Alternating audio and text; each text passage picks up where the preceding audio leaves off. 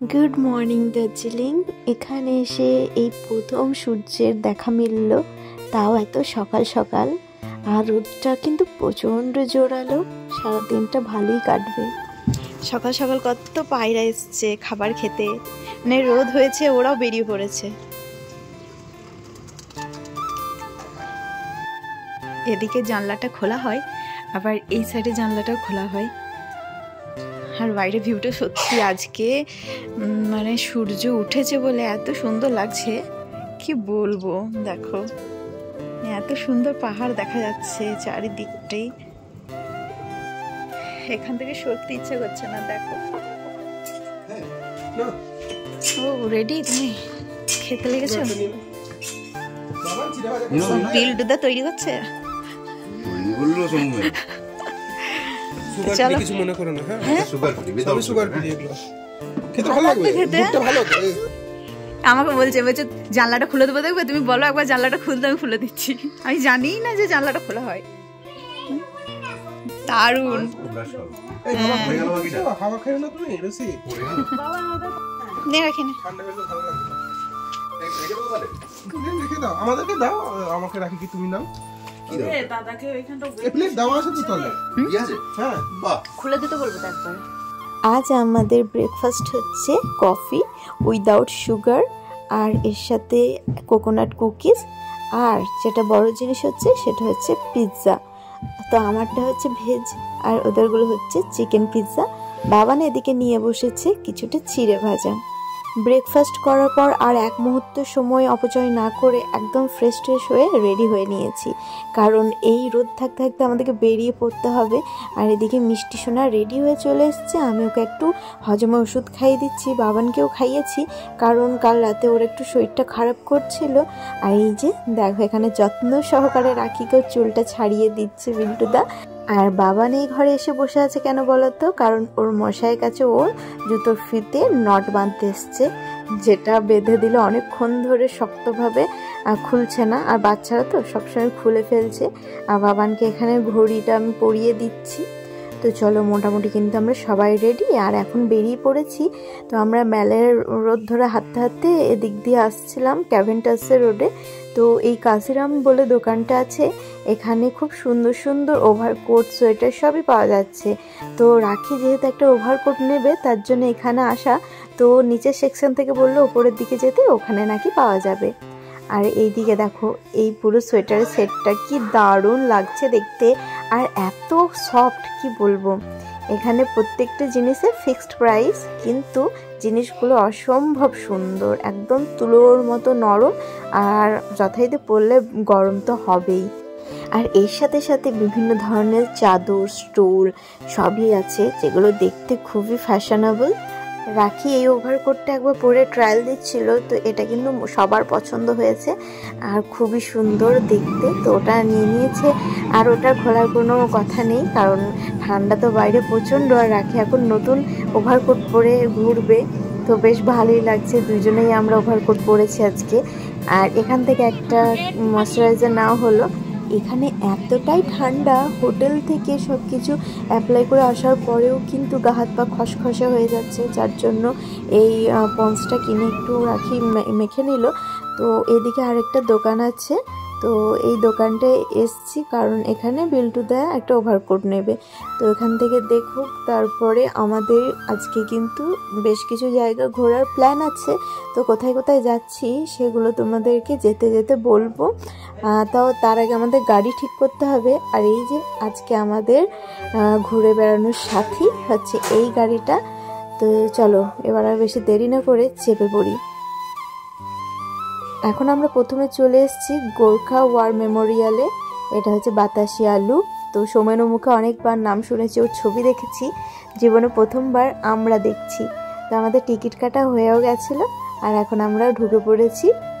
ওই যে পেছনে রাখিরা আসছে, নিচে আছে টয় ট্রেনের রাস্তা, আর এদিকে আছে খুব সুন্দর সুন্দর রং বেরঙের ফুল, তারপর বিভিন্ন জংলি গাছ, পাহাড়ি গাছ, কিছু সাকলেন্টস। প্রথমে শুরুটাই এত সুন্দর, ভেতরে না জানি আরও কত সুন্দর হবে।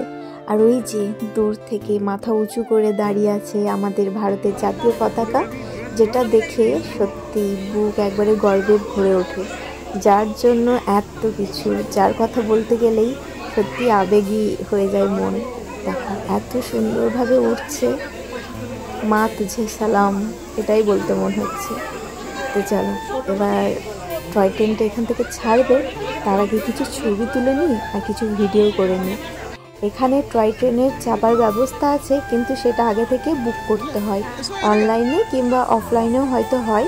তো আমাদের যেহেতু টয় ট্রেনে চাপার কোনো প্ল্যান ছিল না, যার জন্য আমরা আগে থেকে কোনো বুক করিনি, কিন্তু কাজটা করে ঠিক মনে হলো না, মানে বুক না করে আমরা ভুলই করেছি।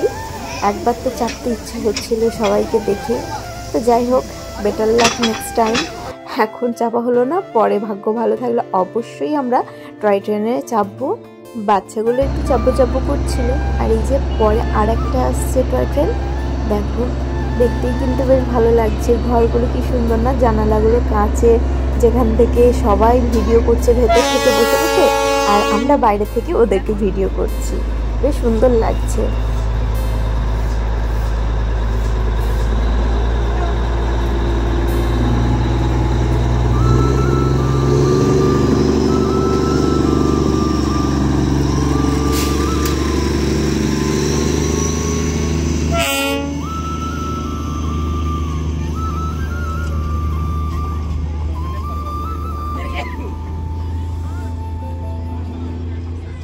টয় ট্রেন দুটো চলে যাওয়ার পর এদিকে আমরা এখন চলে এসেছি ফটো সেশনের জন্য।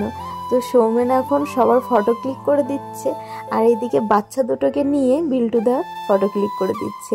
দেখো কত সুন্দরভাবে জাতীয় পতাকা উঠছে, আর আকাশটা আজকে দেখো এত সুন্দর। এরকম আকাশ পাবো এই দুদিনে কিন্তু একদম ভাবিনি। যত আমাদের বাড়ি যাওয়ার দিন ঘনিয়ে আসছে, তত কিন্তু আকাশ আরও উজ্জ্বল হয়ে উঠছে। মনে হচ্ছে প্রথম দিন থেকে যদি এরকম আবহাওয়া থাকতো, তাহলে না জানে আমাদের ট্রিপটা আরও কত সুন্দর হতো। তো আমাদের পুচকিদের ছবি তোলা হয়ে গেছে, এবার আর কিছু ধাম নিচে যাব, তারপরে ওই ট্র্যাকটার কাছে গিয়ে ছবি তুলবো। আর নিচে তো লেখাই আছে আই লাভ দার্জিলিং, এটার সাথে ছবি না তুললে তো মানে দার্জিলিং ঘোরা সার্থকই হবে না। তো এখানে রাখি, এই ছোট্ট ছানাগুলোকে নিয়ে ছবি তুলতে ব্যস্ত। আমিও কিন্তু তুলছি, আমার বেলায় কিন্তু সবসময় ভিডিও করা যাচ্ছে না, তাই বলে যে আমি ছবি তুলিনি তা কিন্তু নয়। এই যে এখন কিছুটা সময় সোমেনকে দিয়েছি একটু ক্যাপচার করার জন্য, ততক্ষণ পর্যন্ত এরা ছবি তুলে নেই, আমরাও আরও কিছু ছবি তুলবো। এর সাথে কিন্তু এখানে কিছু রিলসও বানাবো, কারণ এত ভালো আবহাওয়া আর এর সাথে কিছুটা রোদ বেরোনোর জন্য মনে হচ্ছে রিলস বানানোটা খুব ভালো হবে। এই যে এখান দিয়ে আমাদেরকে একটা স্লোমো বানিয়ে দিচ্ছে। তো যাই হোক, এখানে ভিডিওটা বেশ করে নিলাম, খুব ভালোই লাগলো। বাবা না মিষ্টিরও কিন্তু এখানে ছবি তোলা হবে। আর এই যে এখানে না সাজারও ব্যবস্থা আছে, যারা চা বাগানে সাজতে পারেনি তারা কিন্তু এখানে এসে সুন্দরভাবে সাজতে পারবে। আর বাবা আর মিষ্টি সবাই সাজছে, আর মিষ্টিকে দেখো একদম পাহাড়ের রানী লাগছে। ও তো আমাকে দেখে অনেক পোজ দিয়ে দিল। এই ড্রেসটা দেখ কি দারুণ লাগছে, বাবানকে পুরো শেরপার মতো লাগছে।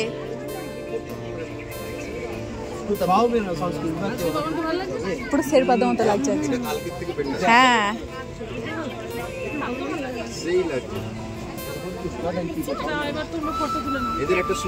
হ্যাঁ হ্যাঁ হ্যাঁ।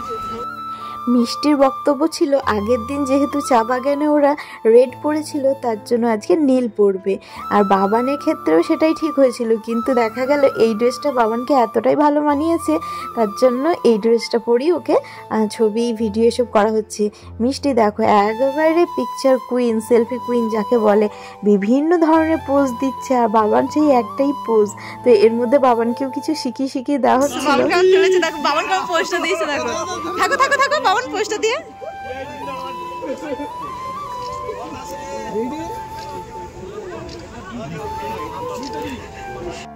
আবার একটা টয় ট্রেনের দিক দিয়ে ঢুকছে। এটা একটা মোক্ষম সময়, কিন্তু এখানে দাঁড়িয়ে কিন্তু কিছু রিলস বানিয়ে নেওয়া যায় টয় ট্রেন আসার সময়ে, তাতে কিন্তু বেশ সুন্দর একটা ব্যাকগ্রাউন্ড পাওয়া যাবে। আমরা এরকম টাইমে কোনো রিলস টিলস বানাইনি, বাট ভিডিও বানিয়েছি আর কিছু শর্টসও নিয়ে রেখেছি। তো চলো এবার আরও যা যা জিনিস আছে দেখে নিই, তারপর এখান থেকে আমাদেরকে বেরোতে হবে। এখানে আছে বাইনোকুলার দিয়ে পুরো শহরটাকে দেখার সুবিধা, যেখানে 50 টাকার টিকিট। তো যেহেতু ওই দিকটা এবার একটু আকাশটা মেঘমেঘ হয়ে গেল, যার জন্য আমরা গেলাম না, শুধুমাত্র বিল্টুদা দেখলো। আর আমি আর রাখি কিন্তু এখানে অনেকগুলো রিলস বানিয়েছি। তো চলো এখানে আর থাকবো না, এরপরে আমরা যাব আর একটা জায়গায়। তো কোথায় যাচ্ছি সেটা পরে ভিডিওতে জানতে পারবে। আজকের মতো এই ভিডিওটা এখানেই শেষ করছি। যদি তোমাদের ভালো লেগে থাকে তাহলে কিন্তু অবশ্যই একটা লাইক, কমেন্ট, শেয়ার করো। ফেসবুক থেকে দেখলে কিন্তু পেজটাকে ফলো করে দিও। দেখা হচ্ছে তোমাদের সাথে নেক্সট ভিডিও নিয়ে। ততক্ষণ তোমরা ভালো থেকো, সুস্থ থেকো। রাধে রাধে।